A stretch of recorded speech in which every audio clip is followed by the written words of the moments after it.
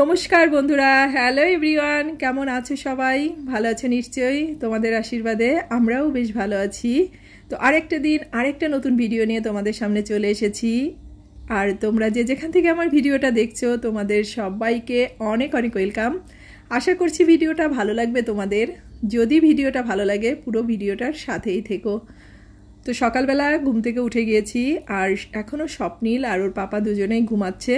তো ভাবলাম ওরা ঘুমিয়ে থাকতে থাকতে আমার সকালের যে কিছু কাজ ছিল সে কাজগুলোকে আর কি গুছিয়ে নিই, কারণ নিরিবিলি কাজ করতে কিন্তু ভালো লাগে বেশি, আর কাজগুলো কিন্তু দ্রুতভাবে করা যায়। তো এসে একটু বারান্দায় দাঁড়িয়েছিলাম। তো আজকের আকাশটা ভীষণভাবে মেঘলা ছিল, আর কালকের থেকেই ভীষণই গরম পড়তেছে হঠাৎ করেই। তো দেখলাম যে হয়তো বা যে কোনো সময় বৃষ্টি আসবে, এতটা পরিমাণে মেঘ ছিল আকাশে। আর এই যে এই রুমে তো এখন হচ্ছে আমরা যেহেতু প্রতিদিন মশারিটাকে টাঙিয়ে ঘুমাই, তো মশারিটাকে খুলে নেব। তো জানালায় আসার পরে দেখলাম যে আকাশের যে অবস্থা তাতে মনে হচ্ছে যে কোনো সময়ই আর কি ঝমঝম করে বৃষ্টিটা নেমে যাবে। তো যাই হোক, এখন হচ্ছে কিছু কাজ ছিল, তো বেশ কয়েকদিন ধরে মানে কাজগুলোকে করব ভাবছি। আসলে এগুলো প্রতিদিন করা হয় না, সপ্তাহে একদিন অথবা 15 দিন পর একদিন এভাবেই আমি কাজগুলোকে করি এই কাজগুলো। তো বারান্দার এই যে গ্রিলটা এত পরিমাণে ময়লা ছিল, আর বেশ কিছুদিন ধরে তো আর বৃষ্টি হয় না, তো এত পরিমাণে ধুলাবালি, মানে কাপড় চোপড় ধোয়ার পরে মেলাতেও মানে খারাপ লাগতেছে। আর পাশে যেহেতু একটা বিল্ডিং ভাঙতেছে, আরও বেশি পরিমাণে ধুলাবালি। সকালে ঘুম থেকে ওঠার পরে এই রুমের গেটটা খোলা থাকলে মনে হয় যে হাঁটাচলাই করা যায় না, এত পরিমাণে বালি থাকে। তো যাই হোক, বারান্দাটাকে পুরোভাবে পরিষ্কার করে নিয়েছি, মানে পুরো গ্রিলগুলোকে মুছে তারপর বারান্দাটাকেও ধুয়ে দিয়েছি। আর এখন এই রুমের বিছানাটাকে ঠিক করে নেব, নেওয়ার পরে রুমগুলোকে আর কি ঝাড়ু দিয়ে নিয়েছি, নিয়ে এই যে রুমটাকে মুছে নেব। তো এর মধ্যে হচ্ছে স্বপ্নীলও ঘুম থেকে উঠে গেছে, ওর পাপাও ঘুম থেকে উঠে গেছে। তো ওর পাপা আর কি স্নান করে বেরিয়ে যাবে। তো আমাকে বললো আর কি আজকে বাসায় নাস্তাটা করবে। তো যাই হোক, আমি এই রুমটাকে মুছে তারপর নাস্তাটা বানিয়ে বাকি আর কি রুমগুলোকে মুছে নেব। তো যেহেতু ও প্রতিদিন আর কি বাসায় নাস্তাটা করে না, তো সে কারণেই আর কি মানে বাসায় ওইভাবে নাস্তাটা বানানো হয় না। আমার আর স্বপ্নীল যেটুকু যেটা থাকে সেটা দিয়েই অনেক সময় নাস্তাটা করে নিই। তো যাই হোক, এখন এই রুমটাকে আর কি মুছে নিই। তোমরা হয়তো অনেকেই খেয়াল করে থাকবে, আবার নাও খেয়াল করতে পারো যে আমাদের বারান্দাতে যখন আমি বেলকনিটাকে আর কি মুছতেছিলাম, তো নিচের দিকে দেখবা যে 2 রকমের পাইপ দেওয়া আছে। তো গ্রিলের সাথে আর কি স্বপ্নীলের পাপা 2 রকমের পাইপগুলোকে বেঁধে দিয়েছে, যাতে আর কি বানর না আসতে পারে। কারণ আমাদের এই বাসাতে না মানে প্রায় সময়ই বানর আসে, আর ওই গ্রিলের ফাঁকা জায়গাটা দিয়ে ওরা ভিতরে ঢুকে যায়।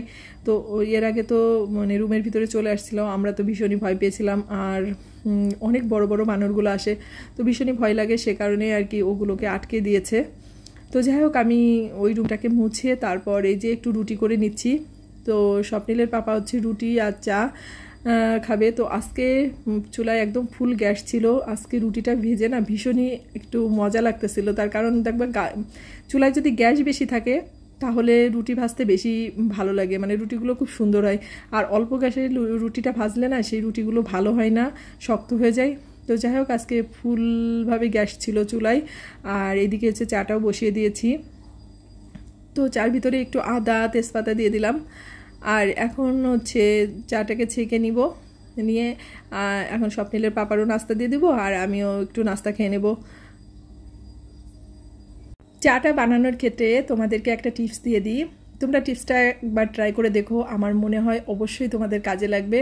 যখন চাটা বানাবা তখন আমরা কি করি, আমরা তো চায়ের সাথে চিনিটা দিয়েও একবারে জাল দিয়ে নিই, তাই না? তো এরকমটা করলে কি হয় জানো তো, চিনির পরিমাণটা অনেকটাই বেশি লাগে। কিন্তু চাটাকে জাল দেওয়ার সময় যদি চিনিটা না দিয়ে আমরা কাপের মধ্যে চিনিটা দিয়ে দিই, মানে চাপাতির সাথে জাল না দিয়ে, তাহলে চিনির পরিমাণটা কিন্তু অনেকটাই কম লাগে। তো এইটা আমি জানতাম না, আমিও আগে তাই করতাম, চায়ের সাথে একবারে চিনি দিয়ে চাটাকে জাল দিতাম। তো যখন শ্বশুরবাড়িতে গিয়েছিলাম তা বদ্দি আর কি বললো যে এইভাবে চাটা চিনিটা দিও চা বানানোর সময়, তাহলে দেখবে অনেকটাই চিনি কম লাগে। তো আমি এটা দেখে মানে আমি ট্রাই করে দেখছি, আসলে সত্যিই অনেক কম লাগে। তো তোমরাও যদি চাও একবার ট্রাই করে দেখতে পারো। তো আমরা তো সকালে নাস্তাটা করে নিয়েছি, আর এখন দুপুরবেলা ভীষণই জোরে বৃষ্টি নামছে। তো বলছিলাম না যে দুই দিন ধরে ভীষণই একটা ভাবসা গরম ছিল, তো এখন যে দুপুরবেলা বৃষ্টিটা নামছে তাতে যে এতটা ঠান্ডা হয়েছে আর পরিবেশটা পুরো শীতল হয়ে গেছে। আর চারিদিকে যে পরিমাণে ধুলাবালি ছিল, তো যে পরিমাণে বৃষ্টিটা হয়েছে তাতে ধুলাবালিটা অনেকাংশেই কমে যাবে। তো বৃষ্টিটা দেখে স্বপ্নীল কী করলো, কচ্ছপটাকে আর কি বেরো করে নিয়ে আসছে। মানে ওকে তো বেশিরভাগ সময় বের করাই হয় না ওর বালতির থেকে, তো যখন বৃষ্টি হয় আবার মাঝে মাঝে আর কি ওকে একটু রোদ দেওয়া হয়। তা বেশ কয়েকদিন হয়ে গেল ওকে আর কি রোদ টোদ দেওয়া হয় না, তো ওকে আর কি এই যে বের করে নিয়ে আসছে যাতে ও একটু বৃষ্টির জলটা ওর গায়ে লাগে। তো ওরা দুজনে আর কি দুষ্টামি করতেছিল, তো মাঝখানে আমি বললাম একটু ভিডিও করি ওদের। আর ও তো কচ্ছপটাও সেরকম, মানে ও তো বারান্দাতে থাকতেই চায় না, ছেড়ে দিলেই রুমের ভিতরে আর কি চলে আসে। তারপর এই যে দুপুরবেলা রান্নার জন্য প্রিপারেশনটা করে নিয়েছি। দুপুরে আর কি বেশি কিছু রান্না করব না, একটু পাবদা মাছ রান্না করব আর আলু উস্তে ভাজি করব। তো পাবদা মাছটাকে কেটে লবণ হলুদ মাখিয়ে রেখেছিলাম, এখন পাবদা মাছটাকে ভেজে নিচ্ছি। আর গরমের দিন দেখবা যে আসলে বেশিক্ষণ না চুলার কাছে থাকতেও ভালো লাগে না, আবার বেশি রান্না বাড়া করতেও ভালো লাগে না। আর আমাদের যেহেতু পরিবারের লোকজন একেবারেই কম, তো এই কারণেই মানে রান্নাটারও কম বলতে পারো। তো যাই হোক, এদিকে মাছগুলোকে ভেজে নেব। আর যে বললাম না, আর একটু উস্তে আলু ভাজি করব এই। আর এই পাবদা মাছটাকে একটু আলু কাঁচা কলা দিয়ে রান্না করব। আর গরমের সময় তো একটু কাঁচা কলা দিয়ে মানে পাতলা করে ঝোল করলে শিং মাছ, পাবদা মাছ, ট্যাংরা মাছ, মানে এই ধরনের মাছগুলা মানে ভীষণই ভালো খাই স্বপ্নীল। আর একটু গরমের সময় মানে গরমের টান পড়ে গেছে, তো এখন একটু হালকা পাতলা জিনিস খেলেই মনে হয় ভালো হয়। তো এ কারণেই আমি আর কি এই মাছগুলোকে কাঁচা কলা দিয়ে রান্না করব। আর আমি বরাবরই একটু মানে কাঁচা কলা দিয়ে এই মাছগুলো রান্না করতে পছন্দ করি। যখন ফ্রিজে কাঁচা কলা থাকে তখন এই মাছগুলো রান্না করলে আমি তার ভিতরে একটু কাঁচা কলা দিয়ে দিই, আর স্বপ্নিলও এটা অনেক ভালো খায়। তো যাই হোক, এই পাশে হচ্ছে মাছগুলোকে সব ভেজে নিয়েছি।